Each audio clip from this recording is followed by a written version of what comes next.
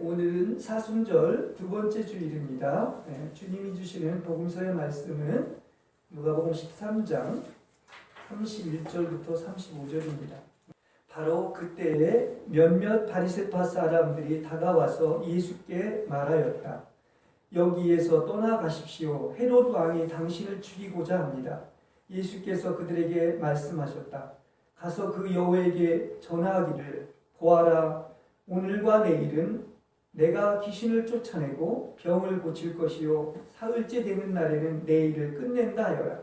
그러나 오늘도 내일도 그 다음 날도 나는 내 길을 가야 하겠다.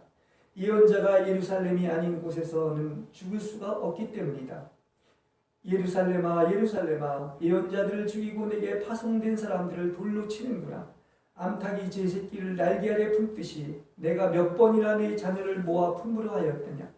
그러나 너희는 그것을 원치 않았다. 보아라, 너희의 집은 버림을 받을 것이다. 내가 너희에게 말한다. 너희가 말하기를 주님의 이름으로 오시는 분은 복되로다 할 그때가 오기까지 너희는 나를 다시는 보지 못할 것이다. 이것은 주님의 말씀입니다. 여러분을 제가 이제 뵐 때마다 제가 참 기쁘고 행복하고 항상 제 마음에서 그런 것이 생각이 납니다. 여러분은 한 가족이기 때문에 여러분 다 잘 되시기를 바랍니다. 근데 이 마음은 아마 제 안에 있는 그 주님께서 주시는 마음일 것 같아요. 누구보다도 정말 우리는 이렇게 한 가족이죠, 그죠? 예. 그래서 이렇게 같이 신앙생활을 하기 때문에 정말 여러분이 은혜 받고 그 듬뿍 은혜의 사랑 속에서 신앙생활 잘하고 잘 됐으면 좋겠다 하는 이 마음이 항상 제 마음, 특히 이제 이렇게 여러분 앞에 설 때마다 이런 마음을 가지게 되는데, 이것이 바로 또 주님의 마음인 줄 믿고 여러분 다 잘 되시기를 주님의 이름으로 축원합니다. 잘 되실 것입니다. 아멘. 감사합니다. 자, 우리 루터교는 이 설교를 할 때 그냥 어느 한 본문만 찾아서 하는 것이 아니라 일주일에 4번을 이렇게 본문을 읽습니다. 그러면은 이게 이 9년만 지나면 성서 전체를 설교를 한 번씩은 다 하게 돼 있는 이런 것이기 때문에 저는 굉장히 그 의미가 있고 좋다고 생각을 합니다. 그래서 사실은 지금은 이 빌립보서라면 빌립보서 하나만 가지고 하는 것이 아니라 이 성경은 다 짝이 있고 또 다 이렇게 연결이 되어 있습니다. 이게 바로 이제 성경을 사사리 푸는 것이 아닌데, 그래서 성경이 성경을 푸는 것이 다 이렇게 하나로 묶어져 있는 거예요. 구슬이 이렇게 끼워져 있는 것과 같이 그런 것입니다. 그래서 우리는 이렇게 그 복음서만이 아니라 또 사도서관뿐만 아니라 구약뿐만이 아니라 이렇게 그 시편을 다 같이 읽는 것은 성서를 전체적으로 조망할 수 있어서 굉장히 좋은 것이다 하는 이런 생각을 하면서 오늘은 좀 전에 우리 권사님 읽은 빌립보서 3장의 말씀을 가지고 하나의 목표를 향해 달림이라는 제목으로 여러분과 함께 은혜를 나누겠습니다. 여러분, 주님을 정말로 사랑하시죠? 주님이 너무나 좋으시죠? 아멘. 이게 우리의 최고의 목표죠. 그렇지 않습니까? 그래서 이러면 이렇게 될수록 그분 사랑하는 것 말고 다른 것은 웃음만 살 뿐이에요. 그래서 아가서에서도 그렇게 얘기하고 있습니다. 이것에 대한 사랑은 그 무엇으로도 끌 수가 없다. 불로도 끌 수가 없고, 사랑의 불이 한번 타오르면은, 다른 사람이 이해하지 못할, 그야말로, 다른 것들은 정말 웃음거리만 될 뿐이다. 이렇게 말씀을 드릴 수가 있겠습니다. 만일에 우리가 이렇게 예수님을 좋아하고 사랑하는데, 예수님이 아닌 것에 목표가 있다고 한다면은 그것은 아직도 내가 예수 사랑에 대한 것이 부족하다는 증거인 거예요. 적어도 사랑한다면 딴 게 보여서는 안 됩니다. 그분만이 좋고 그분에게 그냥 올인을 하는 것이 바로 사랑인 것을 알 수가 있습니다. 그래서 제가 이 설교를 준비할 때마다 제가 또한 은혜를 받으면서 내가 아직도 그분 말고 딴 걸 얻으려고 하는 이러한 어떤 염려가 있다고 하면은, 내 목표가 지금도 아직 하나의 목표가 아니라 다른 것도 지금 바라는 게 요만큼은 있구나, 이런 생각을 하면서 설교 준비를 하고 있습니다. 오직 하나의 목표가 있다면 뭡니까? 그분을 얻는 것. 그분을 사랑하는 것, 그분 하나밖에 없는 것, 이것이 바로 성경이 우리에게 가르쳐주는 그야말로 하나님의 가장 기뻐하는 일인 줄로 믿습니다. 그래서 신앙생활은요, 다른 거 없어요. 우리가 역시 이 세상을 사노라면 워낙 6천년 동안 살아온 게 있었기 때문에 막 명예나 지위나 권세나 재물이나 쾌락을 어떻게든지 얻어보고 이것이 행복이라고 생각할 수가 있는데, 신앙생활은 이게 다 빠져야 돼요. 그래서 자기중심성인 이 자아에서 완전히 하나님으로 완전히 이사를 가는 거예요. 완전히 대치가 되는 것입니다. 이게 바로 신앙생활인 줄로 믿습니다. 여러분은 얼마나 지금 이렇게 하나님으로 바뀌어졌습니까? 나 중심에서 누구 중심으로? 하나님 중심으로 모든 게 다 그냥 깡그리 바뀌어버리는 거예요. 그렇지 않습니까? 여러분은 다 바꿔야 돼. 모든 것 뭡니까? 하나님 아닌 것에서 오직 그분 한 분으로 모든 것이 천지개벽이 일어나서 바뀌시는 여러분이 되시기를 바랍니다. 이것이 바로 변화되고 거룩해지는 것이다 이야기를 할 수 있어요. 그래서 옛날에는 내가 바라는 게 많이 있었지만은 은혜를 받고 그분을 알면 알수록 정말로 그분은 너무나 좋으신 분이기 때문에 오직 지금은 한 가지 바라는 것이 있다면 바로 이분을 닮고 그분과 같아지고 그분이 표현되고 그분이 나타나지는 것입니다. 여러분 마음속에 이런 마음이 있습니까? 그죠? 그게 바로 은혜 받은 증거라고 얘기를 할 수 있어요. 그래서 이거를 성경에서는 뭐라고 얘기하느냐면 순결한 신부가 되는 것이라고 얘기해요. 우리의 목표, 하나님이 우리를 창조하고 만드신 목표는 어디에 있느냐? 신랑이신 예수 앞에 설 수 있는 순결한 신부가 되게 하는 것입니다. 우리는 이 목표를 하나만 갖고 어떻게 하면 내가 거룩하고 성화돼서 순결한 신부들이 되시기를 바랍니다. 예, 이 목표가 있어야 돼요.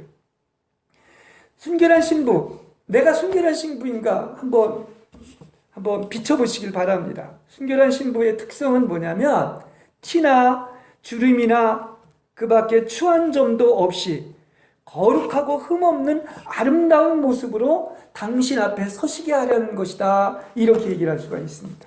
그렇죠? 이렇게 본다고 하면 우리의 마음, 우리의 생각, 우리의 몸까지도 다 어떻게 되겠는가? 요만큼도 흠과 티와 점이 없이 어떻게 되겠습니까? 바로 여러분이 예수의 마음이 되시고 여러분의 생각이 예수의 생각이 되시고 결국은 여러분의 몸까지도 거룩해져서 주님 앞에서는 변화된 그런 영광스러운 몸을 갖는 여러분 되시길 바랍니다. 우리의 가장 단일한 목표가 하나가 있다면 바로 뭡니까? 이것이라고 이야기를 할 수가 있는 것입니다. 그래서 예수님이 여러분을 볼 때마다 지금 눈에는 보이지 않지만 아마 여러분을 보면 굉장히 기뻐하실 거예요. 여러분이 순결한 신부가 되면 될수록 그 창세기로 나와 있는 것처럼 너무나 만족해가지고 하신 시가 있죠. 드디어 나타났구나. 나의 뼈와 나의 살에서 나온 나의 신부로다. 이렇게 하나님께 인정받는 여러분 되시길 바랍니다. 여러분은 아직도 뭔가 하나님 아닌 어떤 것들이 이 잡티가 섞여 있습니까? 아니면 순결하게 그분의 신부로서 정말 하나님이 보시기에 참 난 너를 너무나 좋아한다. 너무나 기뻐한다. 정말 나의 순결한 신부다. 이렇게 생각을 합니까? 그것은 주님께서 아시는 거예요. 그렇게 주님께 인정받으시는 아름다운 신부라는 그 목표를 향해서 끊임없이 전진하는 여러분이 되시기를 바랍니다. 저는 이 본문 말씀을 이렇게 하면서 내가 이 정도가 아니라 은혜를 받으면 받을수록 점점 더 어떻게 됩니까? 그분을 닮아가길 원하는 거예요. 누구를 사랑하면 진짜 누구를 좋아하면 어떻게 그분과 똑같아지길 원하는 것입니다. 그게 사랑하는 마음인 거예요. 그러면 과연 내가 지금까지 살면서 내 생각 하나, 내 마음 하나, 내 말 하나, 내 행동 하나가 뭐를 했느냐? 누구를 닮았느냐? 내가 했느냐? 그리스도를 닮았느냐? 바라기는 말 하나까지, 행동 하나까지도 바로 그분을 닮아서 그분에 의해서 행동하는 거룩한 여러분이 되시기를 바랍니다. 이걸 주님이 기뻐하시는 거예요. 그래서 자나깨나 지금의 목표 그리고 열망 하나가 있다면 바로 뭡니까? 나는 그분과 하나 되는 거예요. 그래서 그분을 얻어서 신부가 되는 거예요. 그래서 혼인잔치에 들어가기를 원하는 것입니다. 여러분, 우리는 여기에 있는 자들은 이기는 자들이 돼야 돼요. 이기는 자는 뭐냐? 그리스도와 하나 되고 그래서 상을 얻어가지고 그 상을 얻은 증거가 바로 뭐냐고 하면은 여러분이 혼인잔치에 참여하는 거예요. 이 목표를 향해서 우리는 총 진군해야 될 줄로 믿습니다. 여러분, 주님이 지금 오신다 할지라도 우리가 혼인잔치에 참여할 수 있게끔 그렇게 준비하고 깨어서 거룩해지는 여러분이 되시길 바랍니다. 그래서 그전에는 목표가 달랐어요. 좀 나 잘 되고 뭔가 많은 걸 얻고 기도에 응답받는 것도 있었지만 지금 가장 중요한 것은 맞아. 여기 있는 여러분들이 이기는 자가 돼서 순결한 신부가 돼서 어떻습니까? 휴거돼서 혼인잔치에 참여하는 여러분들 되시기를 바랍니다. 그렇죠? 그래서 오늘 본문에 바울은 이렇게 얘기합니다. 이 한 가지의 목표를 향해서 난 다름질한다. 계속해서 달려간다. 그냥 느슨한 것도 아니에요? 어떻게 하고 있습니까? 전력 투구해서 달려간다고 이렇게 얘기를 하고 있습니다. 그러면서 그 바로 앞에서 보면 바로 뭐냐? 나는 모든 것을 다 잃었다. 다 버렸다. 누구를 위해서? 그리스도 예수를 위해서 다른 것은 조금 더 아까운 것으로 여기지 아니하고 예전엔 이것도 좋아하고 저것도 좋아했는데 그걸 다 어떻게 했다? 이제는 그것을 뭐라까지 했느냐면 쓰레기로 여긴다까지 얘기하고 있는 거예요. 제가 이걸 읽으면서 와, 이 정도로까지 이렇게 바울은 주님을 사랑했구나. 그야말로 그분을 얻고 그분과 하나 되고 신부가 되는 일에 나의 모든 인생을 걸고 이것은 나의 전부다. 나의 생의 전부다. 이렇게까지 이야기를 하고 있는 것을 보면은 얼마나 바울이 이렇게 변화됐으면, 그 사람이 변화됐으면 그냥 전체의 모든 생각이나 의식 구조나 자기의 몸 자체가 어떻습니까? 아주 그리스도화 돼가지고 그리스도가 그분의 안에 살고 그래서 이 목표를 향해서 내 생애 전부는 이것밖에 없다. 이렇게까지 이야기한 것을 알 수가 있어요. 저도 많이 접근했다고 생각하는데 오늘 본문을 준비하면서 아직도 내가 그렇지 바울처럼 되지 못했구나 하는 것을 제가 많이 깨달았습니다. 바울은 반복해서 이야기합니다. 이 오직 한 가지의 목표를 향해서 붙들려고 다름질한다고 이야기를 하고 있습니다. 왜냐? 하나님이 나를 선택하고 이렇게 은혜와 사랑을 내려주시는 목적이 어디에 있느냐? 바로 그것이 나를 거룩한 신부로 만들기 위한 것이기 때문에 나는 이 목표밖에 없다. 이렇게 얘기하고 있는 거예요. 그래서 뒤에 있는 것은 다 잊어버리고 앞에 있는 목표만을 바라보면서 내가 예수가 되는 이러한 간절한 소망, 아름다운 위대한 목표를 가지고 살았던 것이 바울입니다. 우리도 이렇게 다른 것 말고 목표가 많지 말고 가지고 이거 하나에 목표를 두신다고 하면 반드시 여러분은 완전히 이룰 줄로 믿습니다. 순결한 신부가 될 줄로 믿습니다. 자, 그렇게 된다면 또 다른 복까지도 하나님이 다 주실 줄로 믿습니다. 그 목표가 분명해야 돼요. 분산이 되기 때문에 이게 이루어지지 않아서 복을 못 받는 것이지 이 목표가 분명해서 완전해진다면 주님이 인정하신다면 왜 하나님께서 여러분에게 모든 것을 다 복으로 내려주시지 않겠습니까? 저는 이 말씀을 준비할 때 가끔 이제 저 자신도 좀 부족하고 연약하다 보니까 어떤 것 때문에 지금 힘들어하고 또 나아가서 괴로울 때가 있습니다. 근데 그게 보니까 뭐냐? 잘 보니까 뭐냐면 내 욕심 때문에 그런 거예요. 하나님 아니고 다른 것들을 자꾸 사랑하는 것이 있고 뒤에 있는 것을 잊지 않고 있기 때문에 그렇다는 것을 알게 됐습니다. 다시 말하면 그런 모든 문제가 나 때문에 생긴 것이구나. 내가 힘들어하는 게 뭐 때문이다? 어떻게 보면 육체의 욕망을 이루려고 하는데 그게 안 되니까 힘들어하고 괴로워하는 거예요.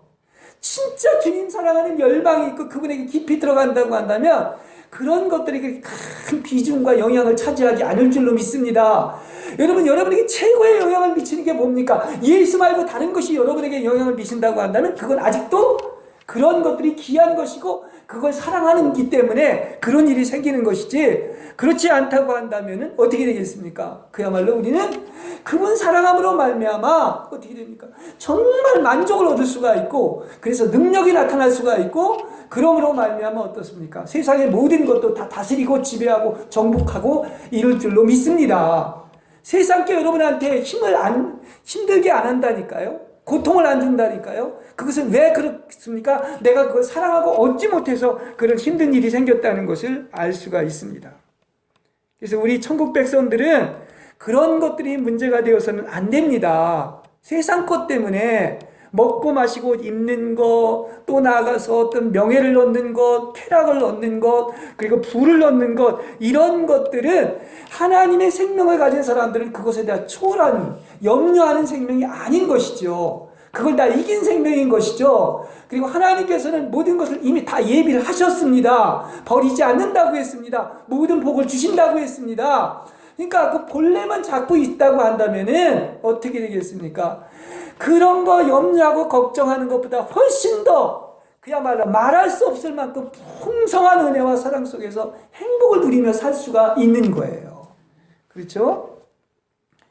자, 아까 우리가 시편 4편 1절도 읽었는데 거기에도 아주 의미 있는 말이 나옵니다. 다른 번역으로 보면 하나님은 압력 중에서 나를 확대했다 하는 이런 말이 있어요. 이걸 다르게 얘기를 하면 곤란 중에서 나를 너그럽게 했다고 그랬는데, 여러분, 우리는 살면서 압력이 있고 공경이 있다고 하는 것은 바로 우리가 이걸 오히려 역으로 복으로 여겨야 되는 거예요. 하나님 안에서 일어나는 모든 것들은 하나님의 손길과 안배 속에 있는 것입니다. 그러면 우리에게 어떤 곤경이 있다. 사실은요, 제가 아까도 얘기했지만 우리가 배부르고 편하면 하나님 안 찾습니다. 거기에서 하나님을 얻을 것 같지만 그렇지 않습니다. 하나님은 어디에 계시느냐? 이러기까지 100% 얘기할 수 없지만 곤경 중에 하나님이 계신 줄 믿습니다. 힘든 곳에서 하나님이 있는 거예요, 사실은. 거기에서 항상 계시지만은 하나님이 언제 가장 잘 드러나느냐면 내가 곤경에 처해 있을 때, 압력 중에 있을 때. 왜 압력 중에 있는지 아십니까? 왜 우리를 공경 속에 둔지 아십니까? 나만을 찾으라고 하는 거예요. 하나님만 찾으라고. 그래서 곤경 중에 있을 때 광활한 하나님의 세계, 풍성한 그리스도의 세계로 인도할 줄로 믿습니다. 좀 어려운 말인지는 모르겠지만은 이게 우리의 신앙의 여정에서 얻게 되는 어떤 진리인 것 같아요. 여러분, 우리가 진짜 완전해지는 것, 거룩하고 순결한 신부가 되는 것, 그냥 되는 게 아닙니다. 값 있는 것일수록 그냥 되는 게 아니지요. 그런 면에서 본다면 하나님께서 계속 우리를 사랑하시기 때문에 다루는데, 여러분을 연단하시고 징계하는 것은 하나님의 축복인 줄로 믿습니다. 왠지 알아요? 그 다음에는 하나님께서 하나님만 얻게 하고 하나님만 남게 하는 거예요. 그래서 히브리서 12장에서도 얘기하는 것처럼 왜 사랑하면 사랑할수록 우리에게 뭡니까? 참 아들이기 때문에 예수님처럼 우리를 다루시고 연단하시고 훈련하신다고 했느냐면, 이것을 겪고 난 후에는 반드시 평화의 열매를 맺어 올바르게 살아가게 되고 최고의 걸작품으로 완전해질 줄로 믿습니다. 이러한 위대한 작품이 탄생하는 데는 바로 하나님께서 이렇게 여러분을 다루어 가신다는 것을 알 수가 있어요. 그래서 그걸 알고 나면 연단이 어떻게 되겠습니까? 인내를 낳고, 인내는 소망을 낳고, 그래서 우리는 거룩하고 완전해져 가는 거예요. 제가 그래서 오히려 그것을 감사하게 된 것은, 내가 그런 것이 없었다고 한다면 이렇게 주님을 사랑하지를 못했을 겁니다. 주님의 은혜가 뭔지를 몰랐을 거예요. 그런 것이 있었기 때문에, 곤경이 있었기 때문에, 징계와 연단이 있었기 때문에 불의 정화를 통과하면 할수록 그때 당시엔 슬퍼 보였지만은 이렇게 풍성한 그리스도가 계시된 거예요. 그렇기 때문에 오히려 그걸 복으로 아는 여러분 되시길 바랍니다. 어렵지 않죠? 예? 이건 다 제 얘기가 아니에요. 성경이 얘기해 주고 있다는 사실인 것입니다. 성경에 나오는 믿음의 사람들 치고 이걸 겪지 않은 사람이 없어요. 그러니까 사랑하는 사람은 더 다루는 과정이 달라요. 강하게 다루면 다룰수록 하나님께서 여러분을 크게 쓰시고 더 사랑한다는 사실을 믿으시기 바랍니다. 그렇죠? 예. 그래서 이 바울은 이렇게까지 이렇게 사람이 이렇게 정말 그리스도로 계속 조성되어 갔는데 이렇게까지 얘기를 합니다. 형제 자매 여러분, 나를 본받으십시오. 그리고 우리를 모범으로 삼고 따르는 사람들을 눈여겨보십시오. 이렇게 얘기하고 있습니다. 그러니까 이 신앙생활의 안에 본이 되는 거예요. 모델이 되는 것을 알 수가 있습니다. 여러분들 누구한테 나를 본받으십시오 이렇게 얘기할 수가 있겠습니까? 바울뿐만이 아니라 여기 또 이거 신앙인들 뭐라, 우리를 모범으로 삼고 따르는 사람들도 눈여겨보십시오. 과연 그들이 어떻게 살고 있는가 이렇게 보라는 거예요.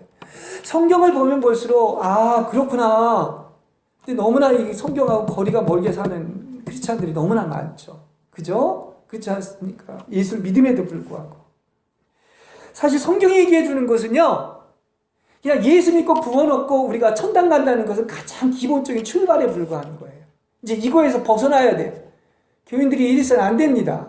성경은 뭐를 마지막 한 가지의 목표를 향해서 좀 다른 짓을 하라고 이렇게 얘기를 하고 있는 것입니다. 그게 바로 뭡니까?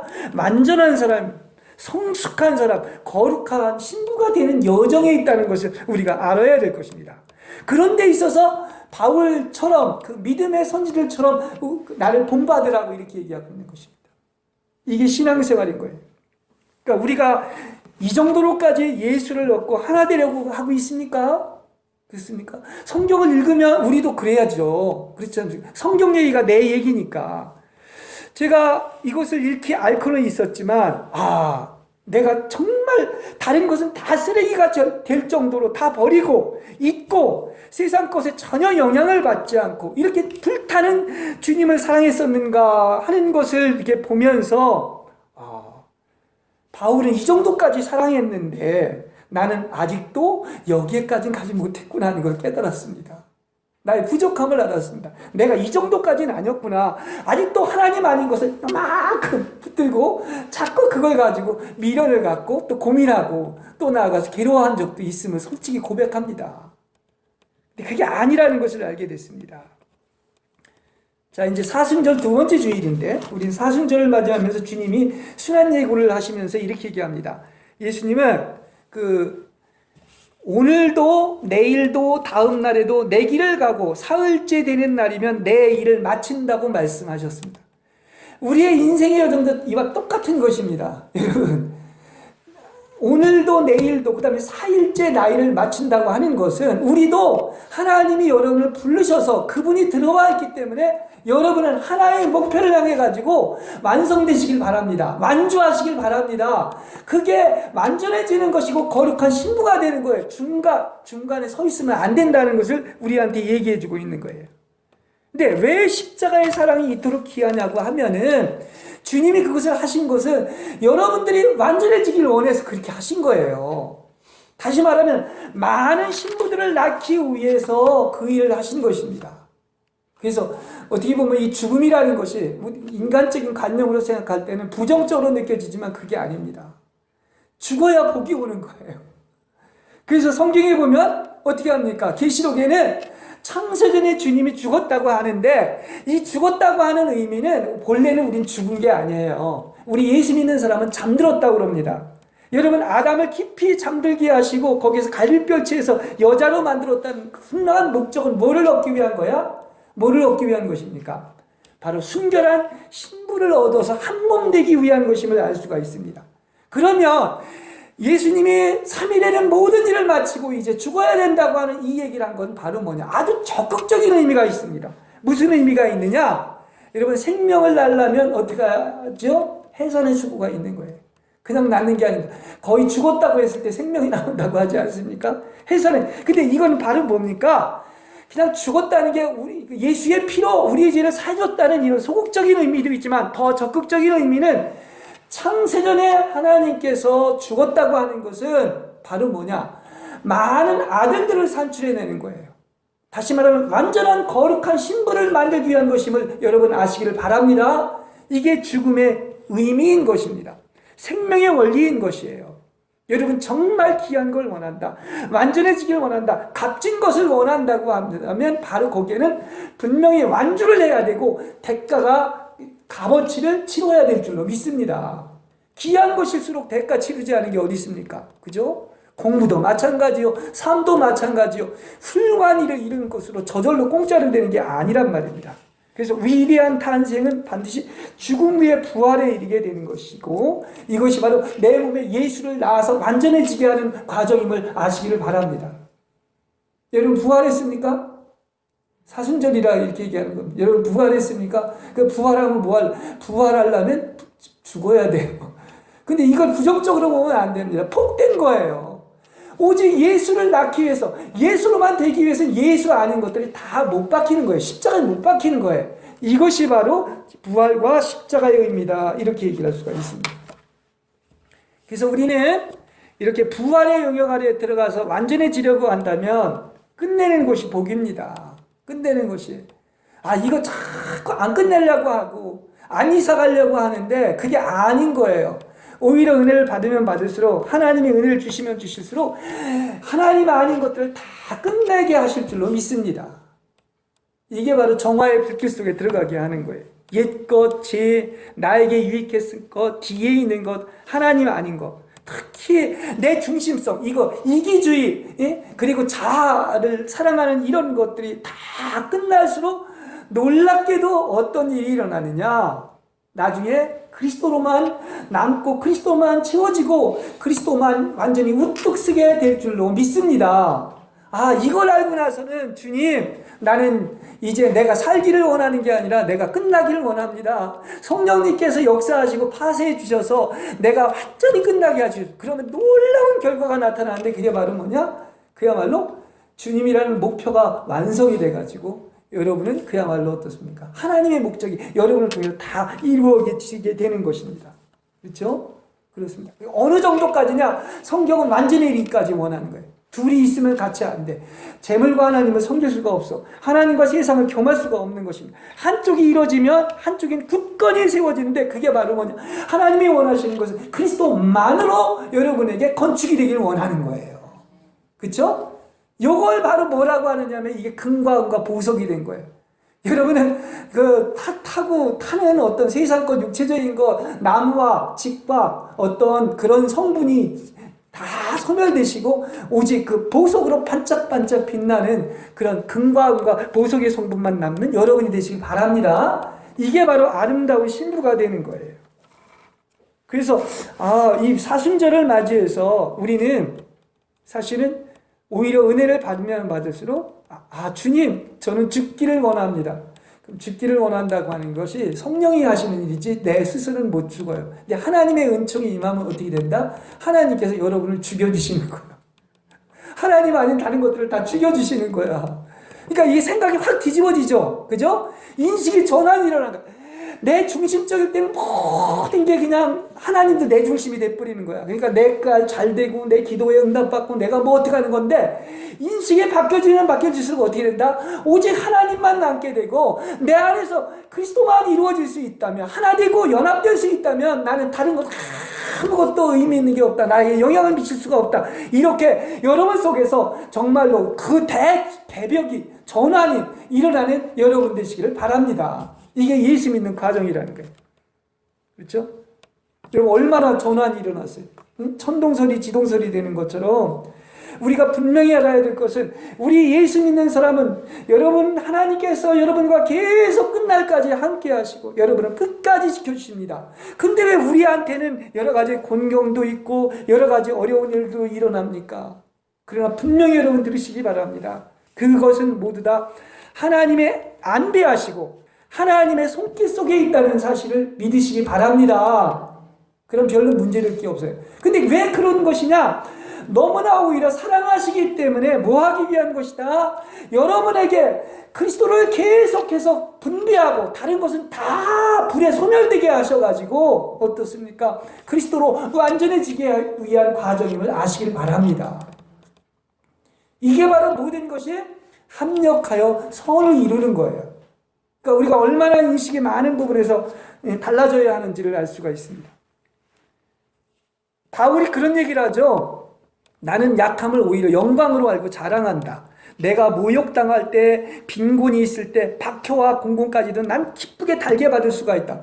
이거 말이 되게 모순되잖아요. 그죠? 우린 다 이런 걸 피하려고 하는데. 그런데 언제 가장 바울이 하나님을 알고 하나님을 얻고 은혜를 체험했습니까? 바로 이런 때라는 거예요. 내 은혜가 내게 충분하다, 족하다. 언제? 가장 내가 연약할 때, 내가 곤경 속에 있을 때, 연단 속에 있을 때, 바로 그때가 하나님을 얻는 때라고 이야기를 하고 있습니다.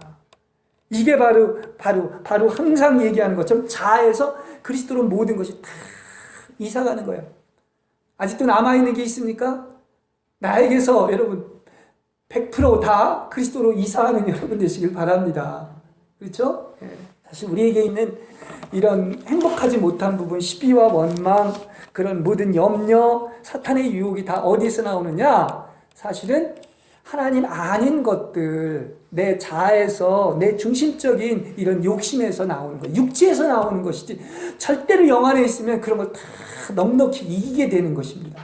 정말 우리는 감사할 것이 너무나 많이 있는데 그 999가지를 가지고 감사하지 못하고 한 가지 때문에 그러는 어떤 것이 아닌가 하는 생각을 하면서 정말 우리가 감사하며 살아야 되겠다.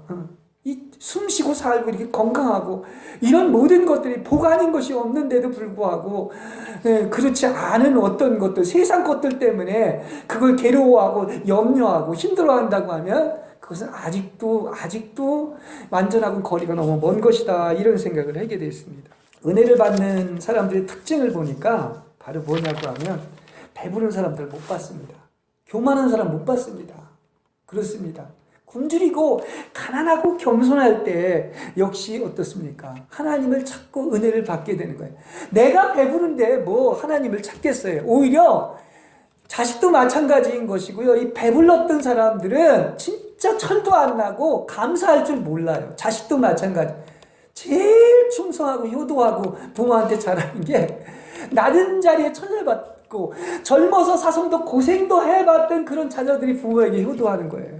우리 신앙도 똑같아요. 어떻게 보면은. 그렇습니다. 우리가 어떨 때 철이 들어야 하나님 사랑하지. 아무리 하나님께서요, 철도 안 들었는데 모든 걸 다 줘보세요.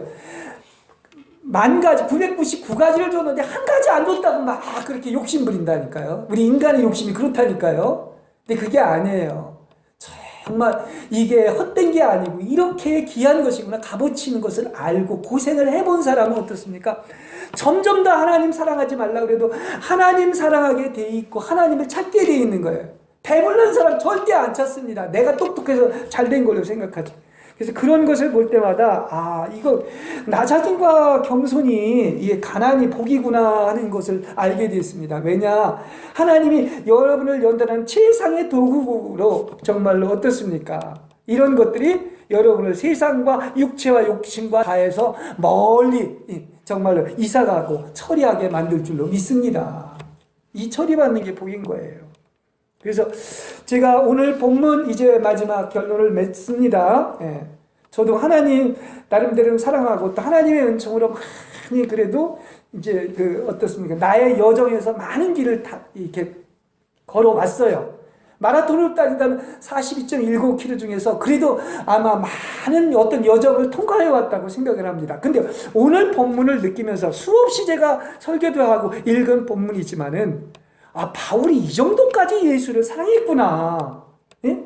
오직 다른 모든 것은 다 잊어버리고, 다 쓰레기처럼 여기고, 그저 주님과 하나 되고 주님이 전부라고 한다면 이 한 가지 목표를 향해서 다른 것 뒤를 잇고 돌아보지도 않고 전력 투구해서 그렇게 다름질을 쳤는데, 그래서 완전해지려고 하는 이 목표를 하나를 가졌는데 나는 아직은 이러진 못했어.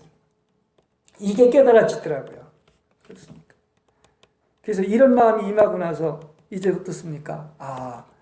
내가 그동안 너무 사치했고 화려했구나. 아직도 주님을 사랑한다고 했지만, 그리고 나를 괴롭혀 온 것들이 뭐냐? 아직도 그분 사랑에 100% 올인하기보단 그분 말고도 다른 걸 사랑했기 때문에 그거 얻지 못해가지고 내 마음속에 계속 갈등과 이런 어려움과 힘든 것들이 있었구나 하는 것을 발견하게 되었습니다.